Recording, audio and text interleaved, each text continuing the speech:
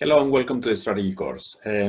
Today we are going to be discussing how companies can internationalize. The story is how do you deploy across countries, you take the advantage and then you move it to another location. With this, this is part of the analysis that we have been doing so far, which is how do you use your competitive advantage. Remember, we started with growth, then we discussed the story of competition, vertical integration, diversification, and now this is the last part of this particular segment, which is internationalization. I know that you have seen some of these ideas before in the courses of international business, but nevertheless, this is kind of a refresher of those ideas, and then we are moving some of those ideas here to the analysis of strategy and the growth across countries. With this, what we are going to do is first I'm going to just provide a brief overview of internationalization, a few of the ideas that I think are important, and this links to the core concepts of this course, the story of competitive advantage and the story of location advantage, and then we'll get into two very important decisions. How do you choose countries, and then how do you choose the entry mode in those countries? All of this within the story of competitive advantage as the driver of the company going to other countries. This, again, is one of the methods by which companies are going to use advantage, and in this particular case, grow internationally, other locations. So with this, let's start. What is internationalization? Very simple. You expand the company across borders. That's, if you want, the simplest definition, but there are some subtleties that I want to discuss.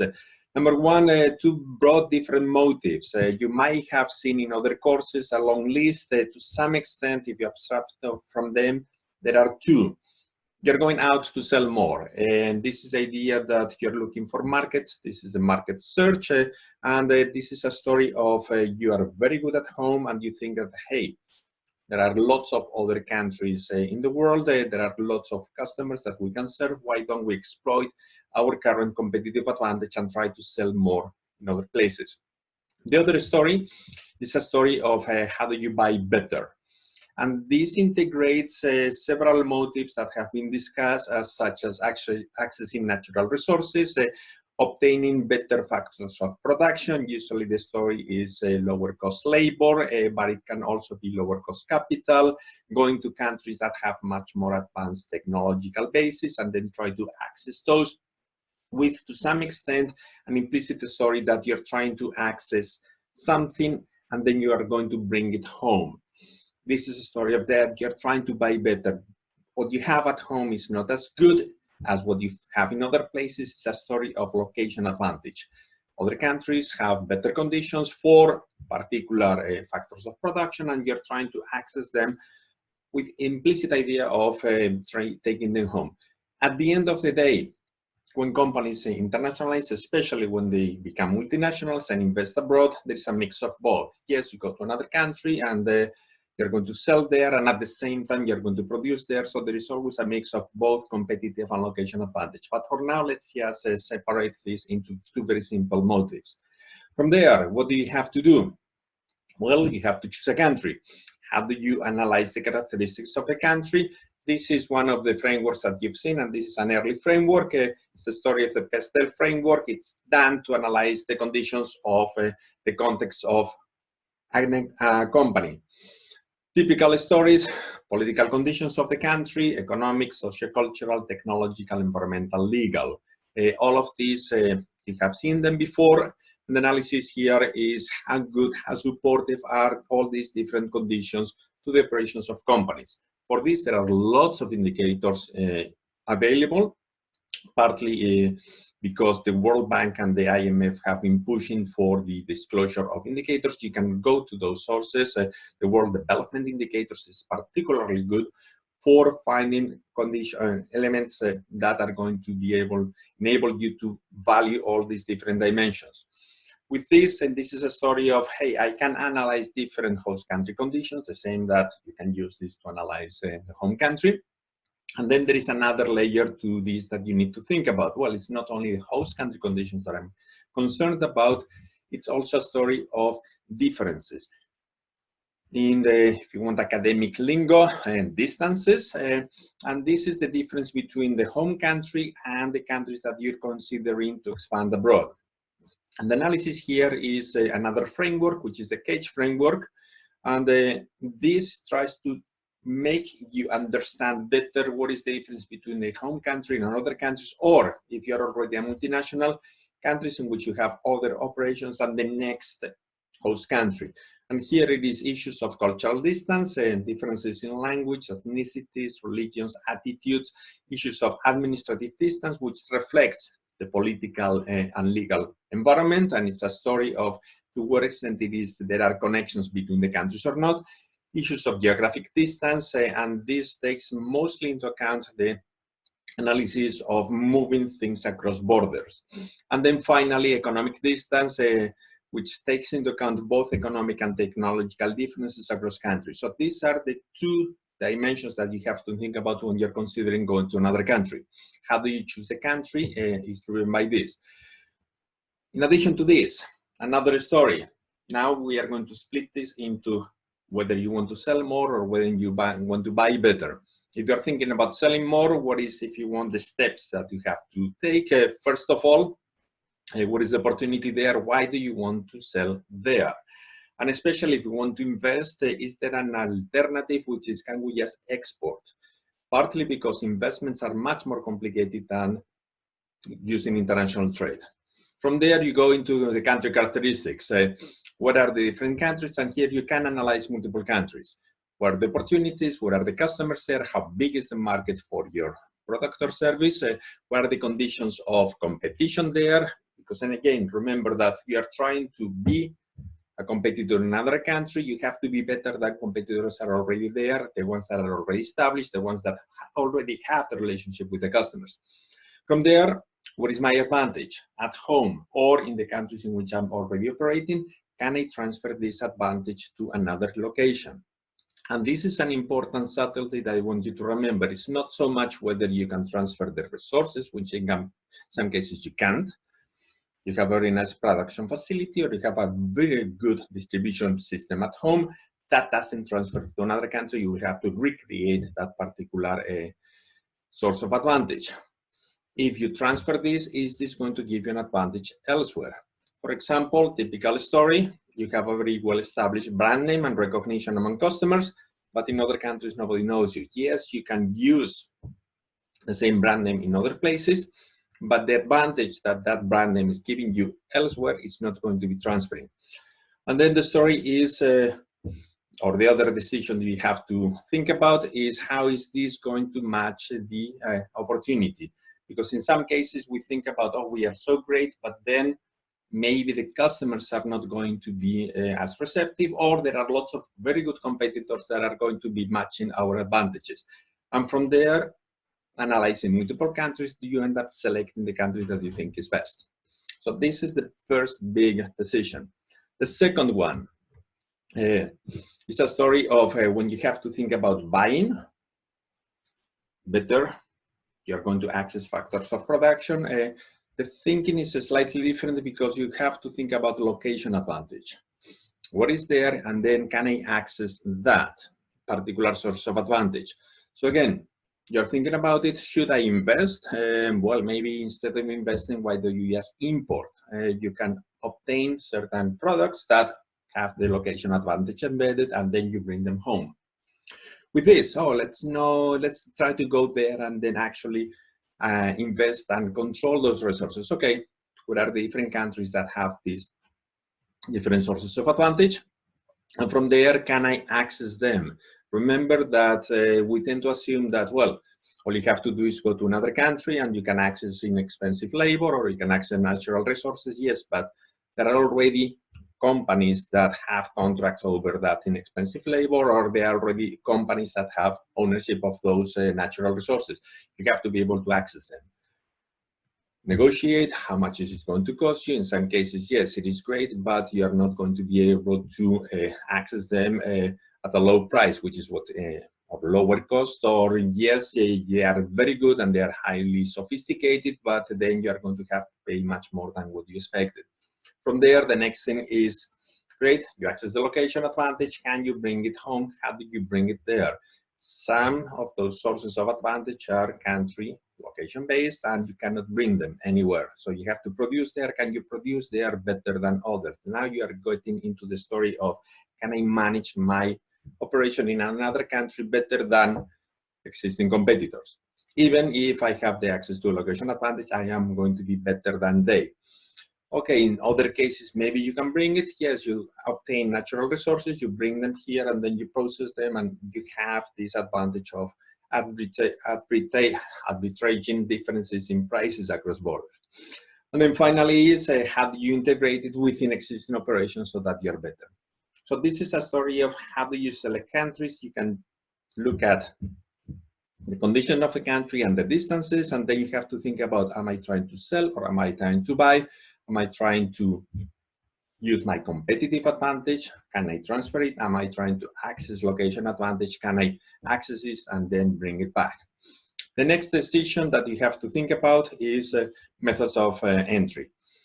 How are we going to choose between different methods? I already mentioned a little bit about this, and this is the main separation between international trade. It's simpler. These are in general easier, way easier than investments. There are, of course, limitations, but this is a story of using market relationships. Imports or exports, you can, to some extent, take your advantage and competitive and maybe some location advantage, embedded it in products that happen to be higher quality, lower price, preferred by others, and then you can move them to other places. Or, this is the other alternative of using market relationships, you can import some of the products, some of the factors of production that you think are better. You can also get into stories of licensing. Yes, one thing is selling products. You can also sell your knowledge. And this is a story of, can I create patents that I can then license to somebody else and then I can obtain a royalty? Or do I need technology instead of buying companies in other countries? Well, why don't you just get a license from those companies and then use that particular technology into your operations? And then there is also the alternative of franchising, in which is not just the technology, but also the technology with the managerial ability, and then you just package that, and then you can transfer it to other companies in other places. Or, alternatively, you franchise in your own home country the ideas of others. And then finally, subcontracting offshore, in which you are not going to take products or knowledge, but you're going to take complete activities and decide that, look, it's much better for me to just have somebody else do it in another country. So these are two different decisions. And then you subcontract some of your business processes. Maybe you subcontract the whole production. Maybe you subcontract relationships with customers, call centers, and these type of operations. Or you can also become a subcontractor. There are companies that decide that, look, we only want to concentrate in these segments, and you specialize in providing this type of services to others. All of this is going to be international trade. It's going to be involved contracts, and it's very simple, or simpler than the next step, which is investment. And the story of investment is you're using your company. Here you are going to invest and you're going to control operations in other places. Again, here you have to choose between greenfields. You are going to go on your own. The idea here is identify your advantage, transfer it to another place, and then develop a new operation elsewhere. You can buy somebody else that is already operating, or you can get into the story of acquisitions, which is similar to what we did discuss before when we were thinking about building the advantage, but in this particular case, it's going to be much more about transferring and operating in other places. Again, simpler. It enables you to, in general, internationalize faster. There is a limitation in the case of international trade that you not always have control.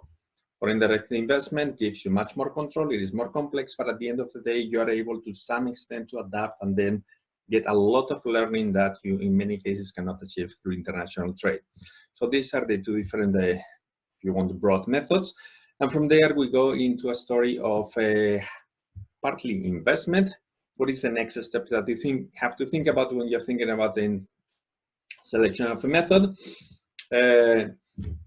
Getting complementary resources so that you can operate well. And here there are three different levels. Number one, you start as a company at home. Yes, you're going to invest or you're going to become international. Can you run a multinational? Do you have the ability to be bigger and deal with all the complexity that comes with international operations. And you might need a lot of extra capital, yes, but that's fungible. The reality, or what you really have to think about, is, do we have a managerial structure? Do we have people who can deal with people, other managers in other places, who can get into contracts with across borders, who can, if we decide to invest, can go to the other operation and bring with them the corporate culture and the knowledge and control that is going to enable you to benefit from that particular operation. Do we have the structure to provide support and control and monitoring of all the different operations across borders? You are going to build them over time, but if you are thinking about, again, this is about growth, where do we go?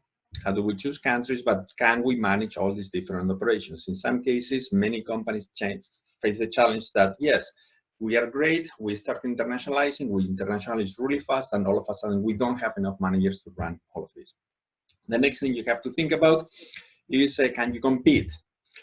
And this is the story of you are going to enter a new country, you are a new company, you are the new entrant. This is linking back to the analysis of industries. Why will customers choose you? Why are competitors not going to react to your entry? And can you be better than those competitors? What do you bring to the table that will enable those customers to choose you rather than somebody else? Remember, you're the new entrant. You have to be able to convince customers that what you offer is better than what competitors already have. And you have to have a local operation. Yes, we are great. We have technology, we have the brand name, but we have, or we don't have a distribution system. We don't have the contacts with the regulators. We don't have the established relationships. This is something that you have to think about. Can you obtain those complementary resources to be able to compete? And then finally, a story of, can you operate in the host country? Do you know how to establish relationships? It's not the story of competition, which is industry specific, talking about serving customers better than competitors, but in general, can you establish relationships? Do you understand regulations, the culture, the language, typical things that cut across multiple industries? This is a story about can you operate in another country, in the sense of you are able to interrelate with other people and actually come up with meaningful solutions to any of your problems. With this, again, reviewing the story, things that you have to think about, or considerations before, and this is a recommendation before you think about going abroad. Do we have a spare capacity in especially financial resources? But again, this is just if you want a requirement. Investments abroad need money, but money does not ensure success. The story here is, do you have a spare capacity if you are thinking about exporting, especially if do you have a spare capacity management? Who is going to run the operations? Who is going to be managing the international relations? Yes, you can always hire other people who are going to do it for you, but the story is they don't know how things work in the company. They might not be able to transfer the subtleties of the competitive advantage that you developed at home. And then what is the best method to basically obtain this type of resources? Second story, which is competing in the other industry. This is back to the story of value chain. Think about input, production, output, inbound logistics, manufacturing, outbound logistics, marketing, sales. Which segments are you going to bring? How we can obtain what is missing from the value chain? Are we replicating everything? Are we just taking the sales function to another place? Are we thinking, well, in addition to sales, we're also going to do investment? Are we going to have the complete value chain? These are decisions. And then the next question is, which is the method that enables me to access what is missing in the value chain best? And then finally, institutions, rules, regulations, the subtleties of interacting with others. How do we do this? In many cases, you hire locals, but it's also good to bring them back to the home office and then train them in the ways of the company, so that it's not just, look, yes, we understand the company, we understand ourselves, we need the bridge between those two different types of operations. So with this, Again, that's an analysis is internationalization. And a brief summary of this, two different decisions. You are going abroad, operating in other countries, to either sell more or buy better. You are mostly going to be focusing on your competitive advantage and then transferring it and applying it elsewhere, or you are trying to focus on the location advantage and then accessing it and then bringing it home. As I said, in many cases, it's a mix of both, but it is good to think about this because they drive different decisions. In the case of country selection, you have to think about what are the characteristics of several countries to understand which one is best, and also not only those characteristics, but how different, how easy it is going to be for you to understand those countries. And that's the story of differences. And then from there, choose between the two different motives, and then think about, can I transfer my advantage and be a good competitor in either other country, which is the story of selling better, selling more, or can I access the location advantage and then bring it back, which is the story of buying better. And then when you're thinking about entry modes, two different broad categories, international trade and international investment. International trade, easier, faster, less commitment, less demanding on the company, with some limitations of you are not going to learn as much, you are not going to have as much control over what is happening elsewhere.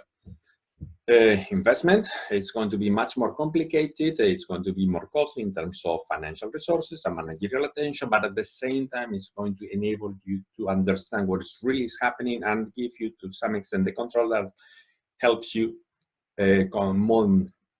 monitor what is the operation in the other place doing, and to some extent enable you to transfer those advantages much more easily. And then finally, a story of entry mode selection and thinking of which are the complementary resources that I need to be able to be successful. I'm going to face a liability of expansion.